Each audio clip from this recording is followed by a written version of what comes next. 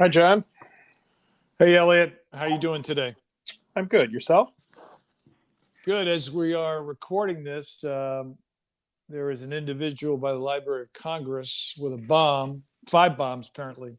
And I've just heard, by the time people listen to this, hopefully it'll be resolved. But I just heard that he wants the president to resign and then he'll get out of the truck. So that's what we have going in Washington, D.C. as we talk about this. So we'll obviously see what happens, and our thoughts and support for all the first responders and everybody in the neighborhood. But obviously, the other thing that's happened, as we all know, is the disengagement from Afghanistan. And while we are not remotely foreign affairs experts, what we thought we would talk about for a couple of minutes is how these international events can impact the AML world, and maybe talk a bit about some of the things that I know haven't been answered yet that you think about when we look at countries like Afghanistan and what's happening right now. Yeah, it's complicated, as everybody knows. First thing that comes to mind for me, particularly thinking about financial crime space, is financial access. So on the one hand, there are going to be individuals on the ground there who will need access to funds day in and day out, and Right. as will the NGOs that are still operating there, providing humanitarian relief. At the same time, at a national level, at a country level, there's a lot of activity going on to cut off funding to the national government now in the hands of the Taliban. And so, there's activity going on at the IMF. There's activity going on at the Federal Reserve and other places. So I think, for our listeners, one of the big challenges is how do you identify the kinds of transactions that are high risk, not because they're going there, but because of who they're going to, or who they're being done with, and how do we make that what is often a really fine line distinction, so that we're really, again, treating the right risks. That one to me just is huge.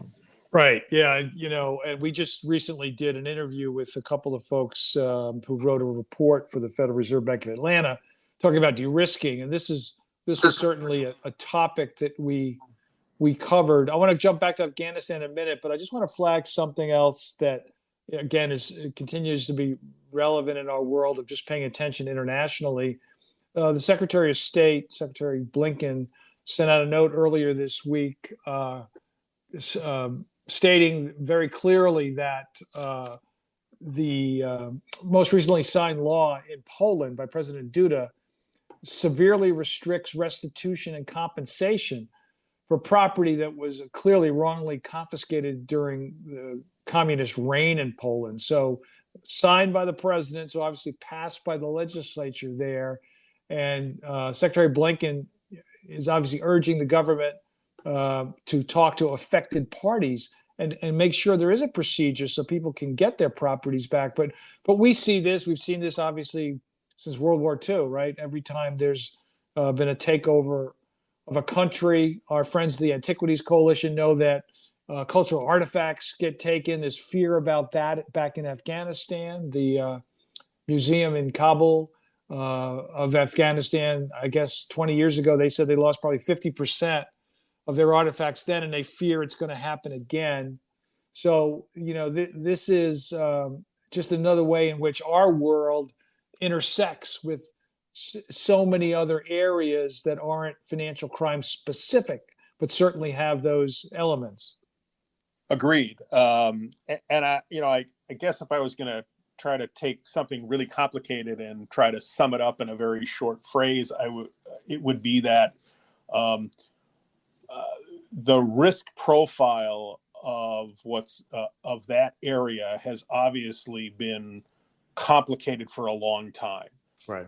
In the last 72 hours, 5 days, it has become incredibly complex, if that makes sense from an escalation perspective. And so everybody needs to be thinking about the situation as it is today, not as it was even 2 weeks ago, and thinking through the how we tune our sensitivity to recognize what really needs to be attended to and what doesn't.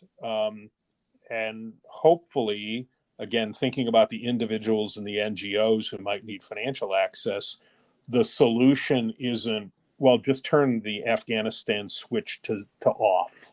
But it's more thinking about what transactions or activities need to be attended to from a risk management perspective, and which ones, transactions going through to NGOs and to appropriate individuals, to the extent they can be distinguished, which I understand is very complicated, Right. that we look for ways to do things in a way that isn't just the lowest risk profile, which is just turn everything off. It's interesting. Just 2 days ago, there was something in the news that said Western Union was suspending money transfers into Afghanistan, and their statement said that they understand that they're a vital channel for our customers, and they're going to continue to closely monitor everything. So it looks like it's a slow, or it's a pause, if you will, with the hope that they will go back and do it, because this is the problem we had in Somalia and other countries as well. So I just note that. I know that Western Union said they will be looking at this closely, but these are the types of things that we have to be considered, again, adjacencies or collateral impact of these horrible challenges. Agreed. All right, Elliot, hey, stay safe, hang in there, and we will talk again next week. Yeah, just thank you, John. I will see you next. We'll talk to you next week. In fact, I'm going to see you next week. But I also want to remind everybody they can find us on Spotify and Apple Podcasts and wherever you get your podcasts. So listen to us every week and check out our other podcasts as well. John, you have a great weekend. You too. Take care. Talk to you soon. Bye-bye.